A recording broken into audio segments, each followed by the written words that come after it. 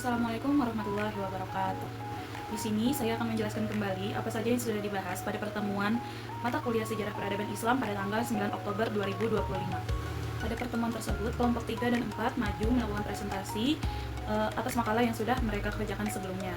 Kita mulai review dari kelompok 3 dulu ya. Makalah kelompok 3 dengan judul Peradaban Islam pada masa Rasulullah SAW.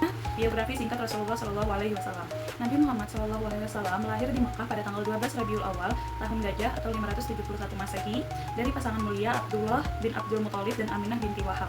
Beliau berasal dari suku Quraisy, tepatnya Bani Hashim. Sejak dalam kandungan, beliau telah menjadi yatim karena ayahnya wafat sebelum atau saat beliau masih dalam kandungan ibunya. Nabi Muhammad dikenal sebagai nabi terakhir yang paling sempurna dan dicintai Allah. Kota kelahirannya, Mekah, juga merupakan kota suci tempat berdirinya Ka'bah yang dibangun oleh Nabi Ibrahim. Dengan demikian, Nabi Muhammad SAW lahir dari keturunan yang mulia dan dalam lingkungan yang religius, sebagai persiapan untuk menerima tugas kenabian terakhir bagi umat manusia. Selanjutnya, peradaban Islam zaman Rasulullah di Mekah. Menjelang usia 40 tahun, Rasulullah sering menyendiri untuk merenung di Gua Hira. Hingga pada tanggal 17 Ramadan tahun 611 Masehi, beliau menerima wahyu pertama dari malaikat Jibril yang menandai pengangkatan beliau sebagai nabi. Dakwah pertama dilakukan secara diam-diam kepada lingkungan terdekat, lalu berlanjut dengan dakwah secara terbuka setelah turunnya perintah dari Allah dalam Quran Surah Al-Hijr ayat 94. Dakwah terbuka ini menghadapi banyak tantangan, terutama dari kaum musyrikin yang merasa terancam oleh semakin banyaknya pengikut Rasulullah. Pada tahun ke-7 kenabian, terjadi pemboikotan terhadap kaum muslimin yang berlangsung selama 3 tahun. Puncak kesedihan terjadi pada tahun ke-10 kenabian, ketika paman beliau, Abu Thalib dan istri tercinta Khadijah wafat. Tahun ini dikenal sebagai tahun kesedihan, karena kehilangan 2 orang yang sangat mendukung perjuangan dakwah Rasulullah. Selanjutnya, peradaban Islam zaman Rasulullah di Madinah. Pada periode di Madinah diawali dengan sejumlah penduduk Yathrib datang ke Mekah untuk berhaji. Mereka terdiri dari suku Aus dan Kharaj yang masuk Islam dalam 3 golongan. Pada tahun ke-10 dengan hijrahnya Rasulullah ke Madinah, komposisi penduduk di sana menjadi 3 kelompok, yaitu kaum Muhajirin, kaum Ansor, dan kaum Yahudi di Madinah. Adapun keberhasilan yang dibangun Nabi Muhammad SAW yang pertama, berhasil mempersatukan sesama kaum muslimin meskipun mereka berbeda suku atau kabilah, namun mereka menjadi umat yang satu karena Islam. Yang kedua, berhasil menggalang kerjasama dan rasa kesetiaan yang dilandasi oleh sikap mengutamakan hubungan agama daripada hubungan lain sekalipun hubungan kekerabatan. Yang ketiga, berhasil menanamkan kesadaran kepada kaum muslimin bahwa menjadi suatu kelompok atau jamaah adalah memiliki kepribadian yang agamis dan politis yang mempunyai hak atas setiap individu. Dan yang terakhir, berhasil menerapkan syarat bagi orang-orang Yahudi berupa persamaan hak bersama kaum muslimin dalam kepentingan umum dan membuka pintu bagi mereka yang mau masuk Islam. Itu tadi review dari makalah kelompok 3. Selanjutnya kita lanjutkan ke kelompok 4 dengan judul Peradaban Islam pada masa periode Khulafaur Rasyidin. Kita mulai dari pengertian Khulafaur Rasyidin. Istilah Al-Khulafaur Rasyidin berarti para pengganti Rasul yang bijaksana dan cendekiawan. Sebutan ini diberikan oleh para sahabat Nabi yang paling dekat dengan Rasulullah setelah beliau wafat.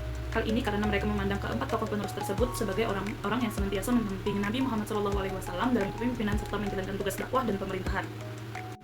Kita masuk ke khalifah yang pertama, yaitu Abu Bakar Asy-Syiddiq. Abu Bakar Asy-Syiddiq lahir di Mekah sekitar tahun 573 Masehi, 2 tahun setelah peristiwa Tahun Gajah. Ia termasuk salah seorang sahabat yang utama. Dengan terpilihnya Abu Bakar setelah wafatnya Nabi Muhammad, maka pertama kali berdirinya kekhalifahan di dalam dunia Islam. Pemerintahan Islam Khalifah Abu Bakar hanya berlangsung selama 2 tahun. Namun 2 tahun tersebut dihabiskan untuk menyelesaikan permasalahan di antara banyak yang menolak tunduk kepada pemerintahan Madinah yang sebelumnya dipimpin oleh Nabi Muhammad, terutama suku-suku Arab yang banyak menolak tunduk. Yang kedua adalah Umar bin Khattab. Umar bin Khattab dilahirkan 13 tahun setelah Tahun Gajah. Ini berarti Umar lebih muda 13 tahun dari Nabi Muhammad SAW. Pada masa pemerintahan Umar bin Khattab, Dewan Permusyawaratan dianggap sangat penting. Parlemen ini dibentuk sebagai wadah untuk bermusyawarah dan menyelesaikan permasalahan-permasalahan penting nasional. Yang ketiga adalah Utsman bin Affan. Utsman bin Affan lahir di Thaif sekitar tahun 574 Masehi, hanya beberapa tahun setelah kelahiran Nabi Muhammad SAW. Utsman diangkat menjadi khalifah ketiga pada tahun 23 Hijriah atau 644 Masehi setelah wafatnya Umar bin Khattab. Periode kepemimpinannya ditandai dengan kemakmuran dan perluasan wilayah kekuasaan Islam yang sangat besar. Jaya-jayanya meliputi penggandaan dan penyatuan mushaf Al-Quran, perluasan Masjid Nabawi di Madinah dan Masjidil Haram di Makkah, pembangunan infrastruktur seperti jalan, jembatan, bendungan untuk mengatur pembagian air, dan pembentukan Angkatan Laut Islam. Dan yang terakhir adalah Ali bin Abi Thalib. Ali bin Abi Thalib lahir di Mekah pada Jumat 13 Rajab tahun 600 Masehi. Peranan Ali bin Abi Thalib dalam perkembangan peradaban Islam tidak hanya tampak dari kebijakan politik serta ketegasannya dalam menegakkan hukum, melainkan juga dari nilai-nilai moral, intelektual, dan spiritual yang melekat pada ajaran Islam. Nilai-nilai tersebut menjadi fondasi penting dalam membangun peradaban Islam yang adil, berilmu, dan berakhlak mulia.